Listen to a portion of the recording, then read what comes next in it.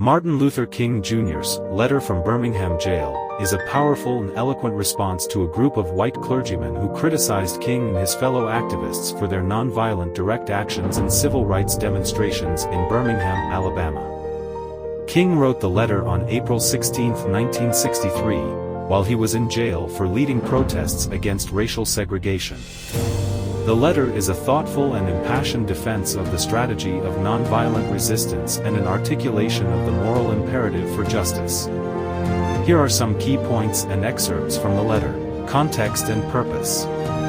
King begins by addressing the clergymen's concerns about the timing and methods of the civil rights demonstrations. He explains why he and his followers chose Birmingham and why they couldn't wait for a more convenient time for justice. Nonviolent direct action.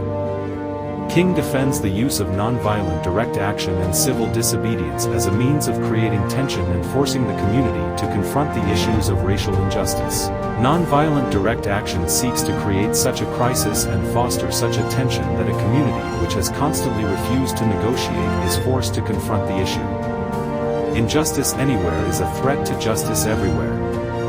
One of the most famous lines from the letter is, "Injustice anywhere is a threat to justice everywhere." King argues that people are interconnected, and the fight against injustice must be universal. Moreover, I am cognizant of the interrelatedness of all communities and states. I cannot sit idly by in Atlanta and not be concerned about what happens in Birmingham. Injustice anywhere is a threat to justice everywhere. The wait argument. King responds to the clergyman's call for patience, arguing that the African American community has waited for too long for justice and equal rights. For years now I have heard the word wait. It rings in the ear of every Negro with piercing familiarity. This wait has almost always meant never. The role of the church. King addresses the clergymen directly, expressing disappointment in their lack of support for the civil rights movement. He challenges them to be more than mere mouthpieces, and to take a stand against racial injustice. The church must be reminded that it is not the master or the servant of the state, but rather the conscience of the state. The call for unity. While critical of the white moderate stance, King also expresses a desire for unity and common ground. However, he emphasizes that unity must not come at the expense of justice.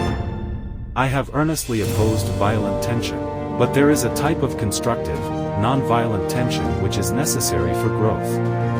Letter from Birmingham Jail is a timeless piece of literature that not only addresses the specific criticisms King faced in 1963 but also speaks to broader issues of justice, equality, and the moral duty to resist injustice. It remains a significant document in the history of the civil rights movement.